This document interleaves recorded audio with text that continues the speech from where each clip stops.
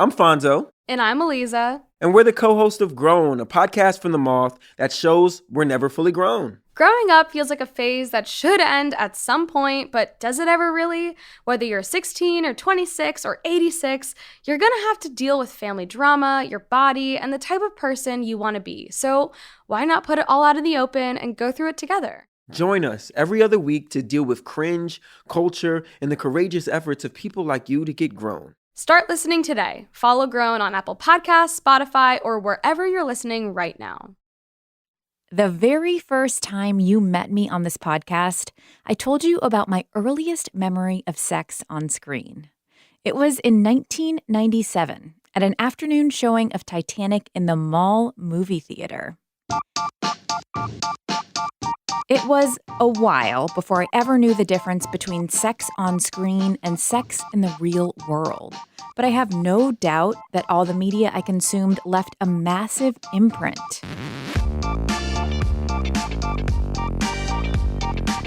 Ten seasons of Friends, too many bad episodes of ER and the OC made me think that sex is pretty much always one way.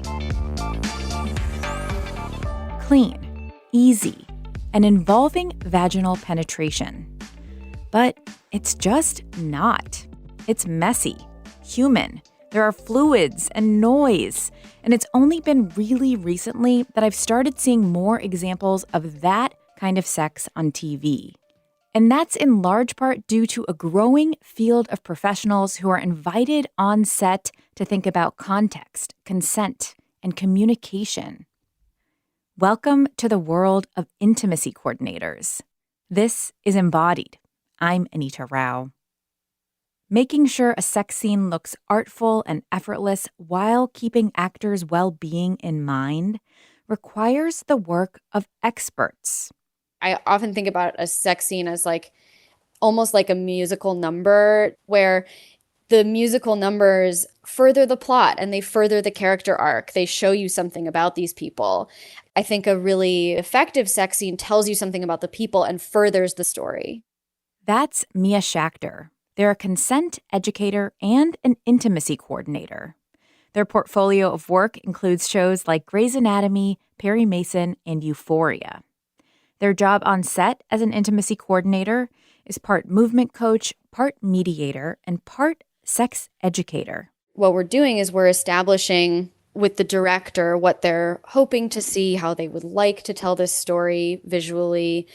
And then we're touching base with the actors and really working with them to figure out what their boundaries are, where their comfort is, to sort of, answer any questions that they might have, assuage any fears that they might have.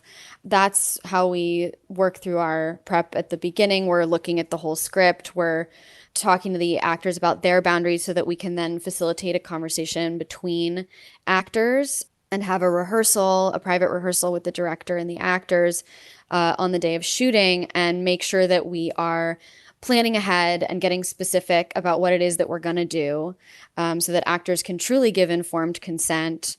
The field of intimacy coordination is relatively new.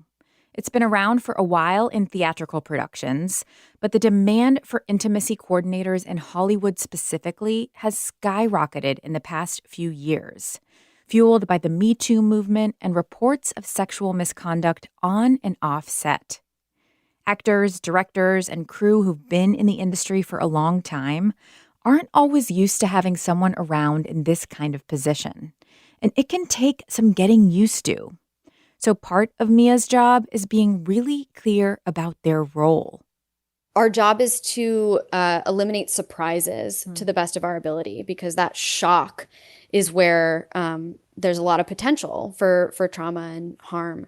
Historically, sex scenes and nudity have been scenes that have kind of been, like the can gets kicked down the road, like we'll figure it out on the day, or this person will figure it out, or we'll let the actors figure it out. And we're really trying to avoid that so that we can build trust and then build a structure in which actors can play.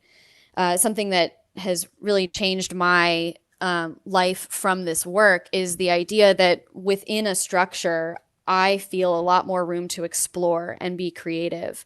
And that's the feedback that I so often get from actors. There's this fear that like having an intimacy coordinator might stifle creativity or neuter a scene or censor a scene. And I've really seen it be the complete opposite, where people feel so much more free to flow with each other because they know what's off limits and what's sort of on the menu, so to speak.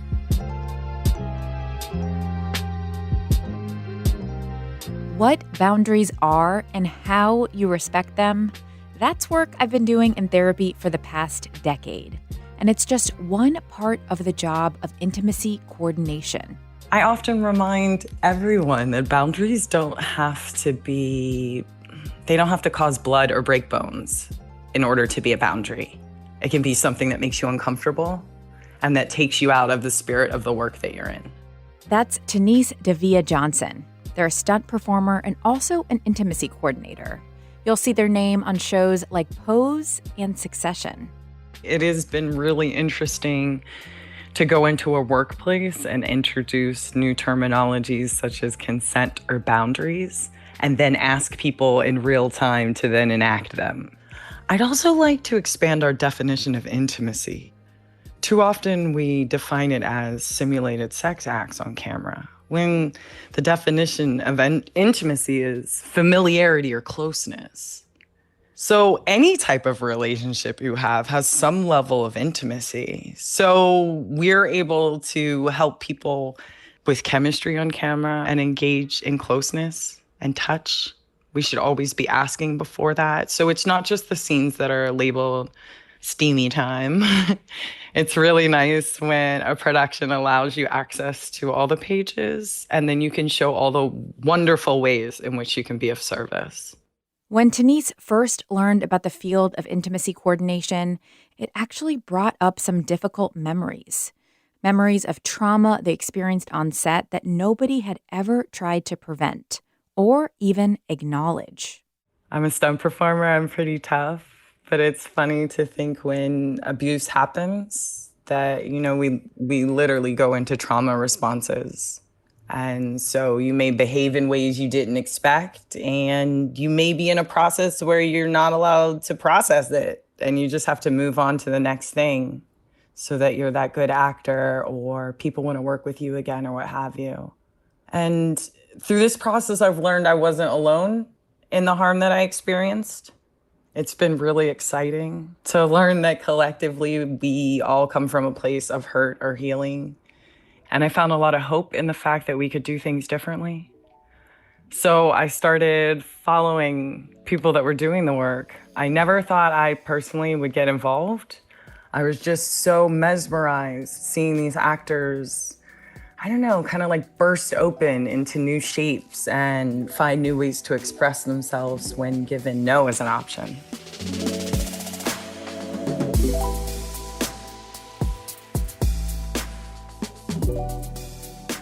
Talking to people about sensitive topics is not always easy. Trust me, I should know. So I asked Denise and Mia how they approach those conversations about sex, nudity, and boundaries with actors and directors. I find the best approach is to meet people where they are. No one came to work for a PhD in consent. They're all moving like a freight train towards a destination. So we meet them where they are, introduce gently some new tools that may be helpful. And this can be a sensitive area. We're talking about veteran directors. We're talking about veteran performers. We're talking about producers that have been doing this forever. So when we're introducing new tools, it's really important that we're engaging people in a sense of curiosity and wonder, and far, far away from feelings of shame or guilt.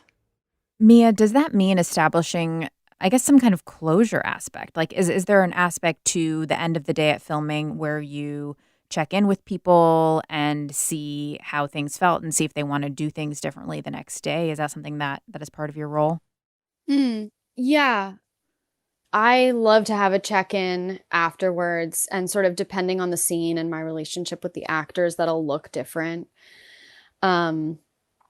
I definitely like to check in and ask, especially if I've never worked with someone before, how was that for you? Is there anything that I can make sure happens or doesn't happen next time? For a lot of people, working with an intimacy coordinator is really, really new. And if they've been doing this for a long time, I'm trying to toe the line between staying out of their way and supporting their process without interrupting it. And so those can be conversations before and after. The work of intimacy coordinators is often invisible to viewers until it isn't. When you're sitting in your sweats pressing play on that third episode in a row of Sex Education or Bridgerton, you're reaping the benefits of their behind-the-scenes work. To see sex on screen that is real, human, and much closer to what happens in your bedroom than what you saw in The Notebook is so powerful. One of our listeners, Kara, saw many of those intimate moments in the British TV series Fleabag, between the main character Fleabag and her crush, the hot priest. While the show didn't have an intimacy coordinator, it still struck a chord with Kara and its approach to depicting vulnerability. I've watched Fleabag multiple times, love it. The scene that I really like is when Fleabag kind of forgets the line between like us and the audience and then the hot priest himself because she feels this closeness with him. There's these moments where she gets confused and she says a line to him that she meant to say to us.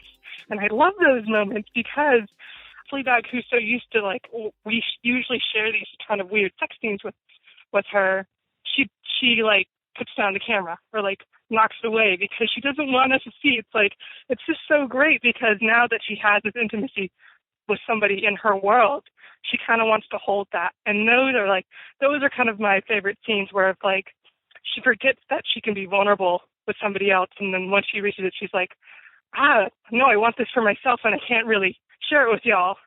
What a memorable sex scene. For Joe, the sex scenes that really stuck with them were in the movie Carol.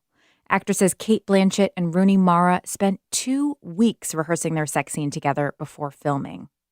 The reason why I like Carol so much is because the movie builds up the tension between Carol and Therese for so long. And it's pretty common now amongst all Carol fans that when they get to the Waterloo Hotel or Inn, you know that something's going to happen. I love the way that Carol was shot in that sex scene. You can see how soft and how intimate sex between two women can be, especially when they're unrobing each other. And the way that Rooney Mara just is enveloped in Cate Blanchett's desire and body is just so hot and alluring. That's Joe and Kara. Like the contrasting dynamics in Fleabag and Carol, every relationship experiences intimacy differently. But in movies and TV, there are some historical patterns. And those have a lot to do with who's in the writer's room and behind the camera, where more diversity could help make viewers and actors alike feel more seen. Expanding the definition of intimacy is huge. And a barrier to that, I think, is budgeting. Sometimes, people don't want to pay more to bring in someone to facilitate intimacy with beyond what they quote unquote need an intimacy coordinator for, according to various guidelines or precedent. I would love to see simulated sex expanded to see visual representation on screen of sex that is not goal-oriented or sex that doesn't involve, like a sort of culminating act where people explore each other's bodies and have more curiosity and more play in those spaces, in bed and in close relationship with other people. I think very often it's this sort of like, it's like I'm almost thinking of like a sex staircase where it's like you just go up, up, up, and then it's over. And I'd love to see a little more creativity in there. I'd love to see more like messiness. Like I feel like human sex is like, I don't know, there's fluids and like there's noise and it's not always pretty. Definitely. I think, like lube, condoms, toys, all those things I would love to see more of those. And I'd love to see people laughing, having sex and laughing, like slipping and bumping into each other. And like when your chest makes that fart sound or, Denise, was there anything more about that you wanted to say? I heard you piping up there. No, I was just in agreement. I believe there should be more humanity. And I think if we saw more awkward scenes, if people didn't know what to do or like trying to navigate their way, we might feel more seen in the world versus trying to emulate, I don't know, candlelight and everything going right, and then judging ourselves from that image of perfection. I know that intimacy coordination is still a young field and still pretty overwhelmingly white. Denise, I'm curious about your thoughts on making the field more diverse. Is that something that you're seeing happening slowly, or what are some of the barriers to the diversity of the field? I think that this industry behaves like any other industry in America and has the same foundations of centering whiteness and causing harm to those that are different. And I think we're beginning to see a need for expanding our education because it is a multidisciplinary field. And just because you're good at consent does not mean that you're good with all people, that you can deal with race or you can deal with gender or you can deal with class. That's not necessarily what the skill set comes from. And I think that a lot of work has to be done. And currently right now, there's leadership that's not reflective of the change that's needed. And people are like, oh, how do we decolonize this? And I was like, maybe invite some Black and brown people to the table. They might have answers and solutions to the problems you keep recreating in all these different industries. And it's problematic because of the access and power intimacy coordinators are being given in this short span of our existence. So if we don't have people advocating and knowing what spaces they should be in and when they should be training and investing resources, funding, time, and energy into other people to step into those spaces, then we really have to question, are you acting like an advocate? There's no doubt that Hollywood still has a lot of work to do when it comes to power dynamics, equity, and consent. But that doesn't mean that there haven't been some moments where folks felt really supported. And the scene was amazing. My favorite scene that I've worked on was on Perry Mason in episode 1, I believe, between Veronica Falcone and Matthew Rhys. It was a scene that was written very comedically. There were going to be 2 twin beds that sort of spread apart, and then he falls through them. And as she climaxes, they rewrote it slightly. It ended up being between a bed and the wall, and like a cow moos at one point when they're done, and they're on a farm. And it was all about this kind of like playing with the exchange of power. And the visual ended up kind of playing with some perspective in really fun ways. Like she starts out kind of against a window, and then they're in bed and she shoves his face down with her hand, and she really takes control. And originally, I believe the idea was that they would climax at the same time. And then it ended up becoming a really cool scene where she climaxes and he doesn't.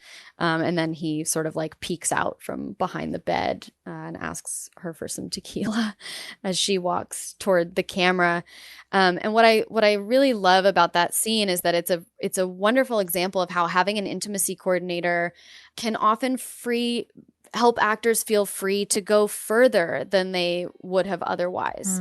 I believe she hadn't done full frontal nudity before and felt like it was really true to the character, that the character would not wrap herself up and walk out or hide herself. And so she felt safe.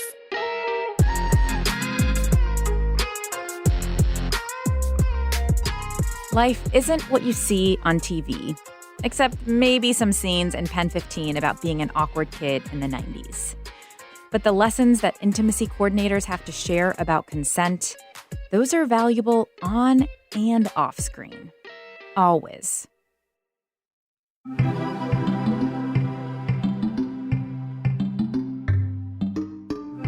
Embodied is a production of North Carolina Public Radio WUNC, a listener-supported station. If you want to lend your support to this podcast and WUNC's other shows on demand, consider a contribution at WUNC.org now. Incredible storytelling like you hear on Embodied is only possible because of listeners like you. Kaya Finlay produced this show, Amanda Magnus is our editor, Jenny Lawson is our sound engineer, and Quilla wrote our theme music. The show is also supported by Weaver Street Market, a worker and consumer-owned cooperative selling organic and local food at 4 Triangle locations in North Carolina, now featuring online shopping with next-day pickup. weaverstreetmarket.coop. And as you heard earlier, your voices are an essential part of our shows. We love hearing from you, and we really want to hear more of your stories. We're working on a show right now about gender affirmation surgery. If this is something you've sought out, what was the process like for you? What advice would you give to others? Email us embodied@wunc.org. And as always, follow us on Instagram or Twitter @embodiedwunc to get a preview of our topics and all of the best parts of our show. I'm Anita Rao, taking on the taboo with you.